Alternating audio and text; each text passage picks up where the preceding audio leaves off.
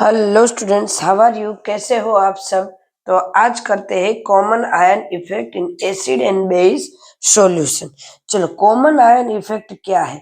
तो कि एक आयन कॉमन होना चाहिए, उसको कॉमन आयन इफेक्ट कहते हैं।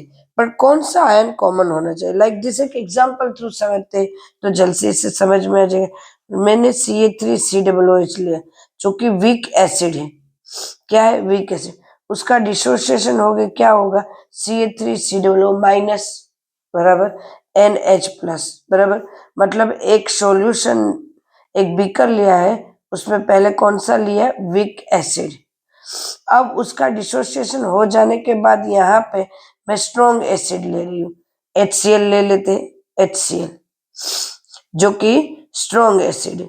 उसका भी डिसोसिएशन होगा और क्या होगा? H plus plus Cl minus ए हुआ।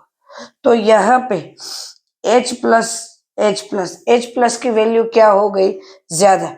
अब यहाँ पे हम जानते हैं कि जैसे कि वीक एसिड है, उसका तो वैसे भी डिसोसिएशन बहुत कम हो रहा है, ऊपर से H प्लस ज्यादा हो गए।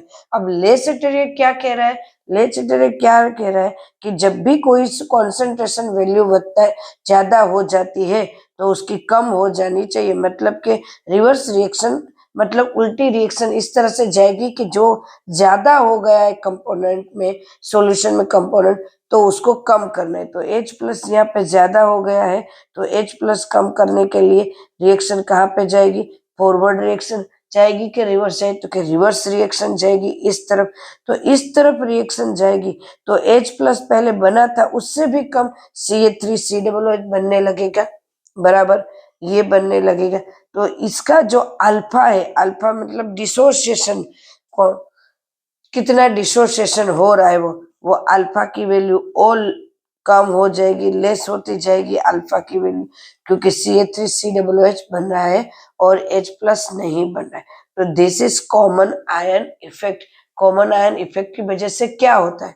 तो अल्फा डिसोसिएशन, डिसोसिएशन जो कैलकुलेट करते हैं वो, उसको मेजरमेंट हम अल्फा से प्रेजेंट करते हैं। तो अल्फा की वैल्यू क्या हो रही है? कम हो रही है, क्योंकि ये रिवर्स रिएक्शन है। ये मैंने एक एसिड में बोला, समझा है। एक बेस में समझ लेते हैं। लाइक दिस NH4OH है जो वीक बेस है, उसका सॉरी, पहले तो इस तरफ ही जाएगा NH4 plus plus OH minus, और एक NH4Cl ले लेते हैं। ये जो है वीक बेस NH4Cl, क्या बनेगा? NH4 plus plus Cl minus. ये वैसे तो वीक नहीं, पर इनसे थोड़ा स्ट्रॉन्ग है, स्ट्रॉन्ग बेस इसको बोलते। वैसे स्ट्रॉन्ग बेस इसको नहीं बोलते, KOH NaOH होता है, बट इनकी कंपैरिजन में ये स्ट्रॉन्ग है। तो अब किसकी वैल्यू ज्यादा हो गई? NH4 की। अब NH4 की वैल्यू ज्यादा होगी तो रिएक्शन किस तरफ जाएगी?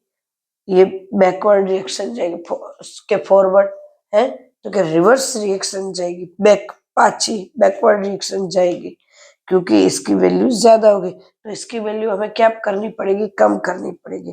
तो रिएक्शन में हमें क्या मिलेगा? NH4OH फिर से बनता हुआ दिखेगा, क्योंकि इसकी वैल्यू ज्यादा हो गई। लेसिटेरिया के अकॉर्डिंग रिएक्शन पीछे जाएगी। तो अल्फा की वैल्यू डिसोसिएशन कांस्टेंट है,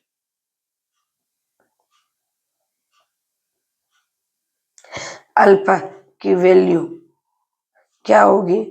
लेस होगी, कम होती जाएगी। और एक एग्जांपल लेते हैं, लाइक दिस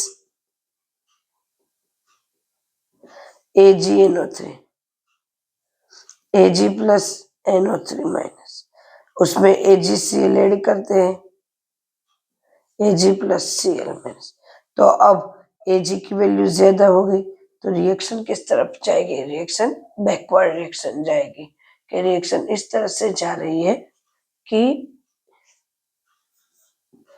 AgNO3 की वैल्यू फिर से ज्यादा बन रही है। तो इसको कहते हैं common ion effect. Common ion effect हमने एसिड के सॉल्यूशन में भी देखा, बेस के सॉल्यूशन में भी, बोथ दोनों में हमने देखा, और सॉल्ट में भी देखा। AgNO3 AlCl दोनों सॉल्ट है, तो सॉल्ट में किस तरह से होगा वो भी हमने बराबर से देखा। ये टॉपिक है। वैसे कोई इतना कहे कि बोर्ड में पूछे जाए ऐसा जरूरी नहीं, पर टॉपिक को समझना बहुत जरूरी है। ये टॉपिक अगर करोगे तो एमसीक्यू कोई ऐसे वाले पूछेंगे तो आप इजीली कर पाओगे। वैसे भी इस टॉपिक को करते ही सैटरडे बहुत अच्छे से याद रह जाता है, तो ये टॉपिक उसके लिए इम्पोर्टेंट है। क्लियर? तो common ion effect. Next topic के लिए फिर से मिलते हैं, तब तक के लिए बाय, टेक केयर।